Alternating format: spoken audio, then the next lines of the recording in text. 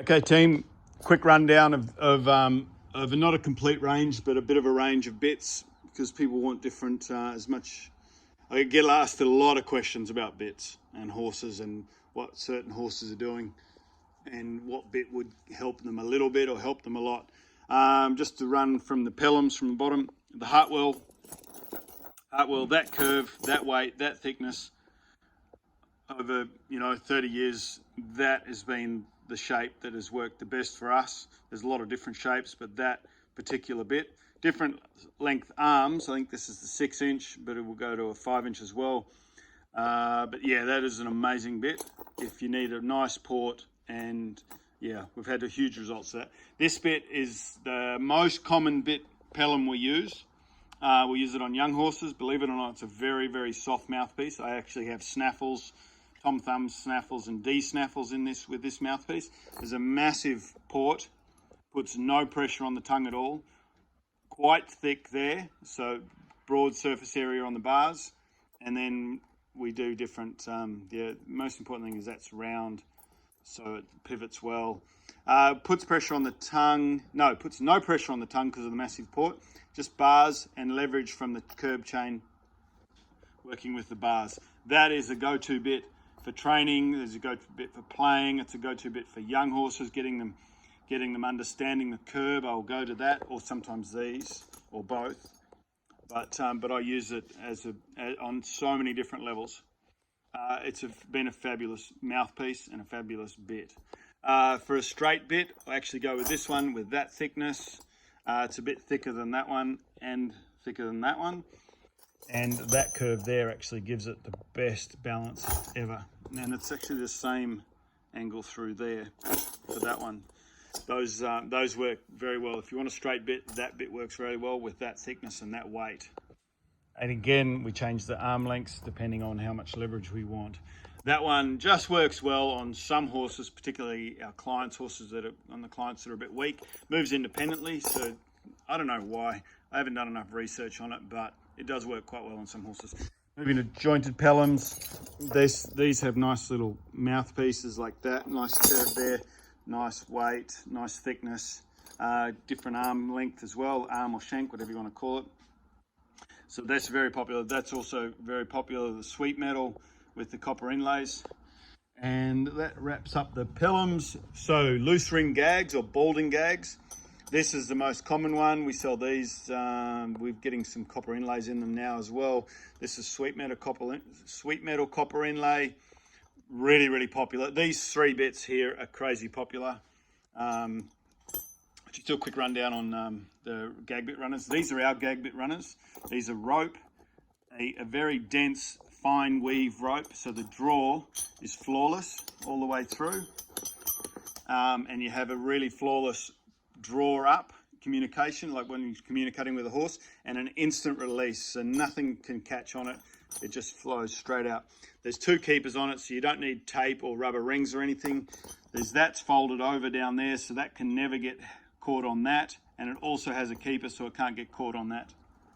These come not stitched in there, and then but they come with the holes preset, so in the saddle or one of your grooms can stitch them in to any bits. I also have changeable Gag Bit Runners, like these here. These aren't the exact ones, but they also have you can put these on yourself, but they also have the double keepers. So there's that bit, and then there's this bit that is a bit thinner than these two. Really, really popular as well. Kimbiasa loves those. It's based off my old American Roy, that is pretty much worn out. I don't use it much these days. It's a bit hard to show you there, but I'll use that for 30 years. And so that's what that one's based off. I also do, I don't have any in stock here at the moment. I do have them in England in stock, just a few. But I do a soft twist, or a slow twist, some people like to call it, through those, and they're crazy popular. Kimbiasa loves them. Everyone loves them that sees them. It's just a nice soft twist, just gets a little bit more respect. Fixed gags. So we do a thin, we do a thick, and we mostly do in brass now, but we've got some stainless. Again, the nice big heavy ring, beautiful heavy rings on them. They're all got beautiful heavy rings, perfectly symmetrical. The holes in them are perfectly like in the center, which gives them that balance. And they do really free flow through there, which is so important. That's just so important, because if that clinks and jinks as you're drawing the reins, you get sudden impact. You get like you're not giving them the indications you want to give them via your hand. And also, when you want to release, you can't get that bit needs to drop instantly out of the mouth, so they get that instant release, which is the instant reward for doing the right thing. Or if you want to hold them, and accelerate, they get that instant feel of, right, I need to go then. You know, there's no gear impeding the communication between you and the horse. That's where these mouthpieces work a treat. I'll just go into that really quickly. Having that slightly boxy mouthpiece makes them drop out of the mouth, really drop. The way the lips are shaped like that, this gives you a lot of weight in the mouthpiece, but allows it, because of the shape, to drop out of the corners of the mouth immediately when you want to release it. So you don't have a big fat mouthpiece trying to get the weight into the mouthpiece stuck into the lips, which sort of hold them open, so to speak. I do have some of those bits. I'll just roll straight over here. I do have some fat gags that I've used in the past and had good results with, like that one there. That one there is a really fat gag, and but they do hold the lips really well, a little bit too far open for my liking. For a certain horse, they do work well. That bit's 25 years old, but you see the distance and the thicknesses. That bit, you've got to be really careful that you have the teeth perfect. You always want to have the teeth perfect anyway, but that puts a lot of cheek onto the tooth. I don't actually sell these. I've thought about it. Let me know if you're interested in these, and I'll consider making some. But they're a little bit too fat for my liking, unless you have a certain type of horse. And then there's the other one I use. It's all worn through as well. That's actually was a pretty nice mouthpiece. Let me know if you're interested in those. And I can make them. But getting onto the fixed gags, again, the same Gag Bit Runners have to be beautifully smooth and running. So that's the thin, that's the thick, and that's the thick. And the difference with these to those is that's a gradual uptake there, and then a gradual uptake there. This is more instantaneous. I use these on the old horses where I want that. They know the drill, you know, it's like, let's do this and let's do it now. They're a bit more direct, and they have a bit more of a pull down into the mouth, so it puts a bit more pressure on. Snaffle, again, I use these beautiful mouthpieces. The horses, I don't have a snaffle here from the other ones that I'll use on the really young horses, but 3 years old on, I use these mouthpieces. Again, they're the same shape, and they give you a beautiful release and a beautiful feel.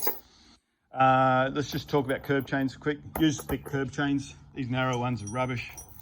I'm trying to get them made so they all come with, I just put all these on them in the future, but at the moment I don't. I haven't got that opportunity, or haven't got that option. So I do sell them with these, but I don't actually like them personally. I like the wide curb chains, because it increases the width, which decreases the surface, increases the surface area, which decreases the pressure. Right, these gags, I use a lot over the last sort of 2 years. This gag is really interesting because it's quite a bit of leverage, but it's what I call soft leverage. It's got a beautiful soft mouthpiece, same as these ones over here. But what I do is I put a curb strap on, a leather curb strap on there, not on here, but on there. And I've got another video of how it sits, and then it actually sits in the chin groove, in the groove just behind the lip.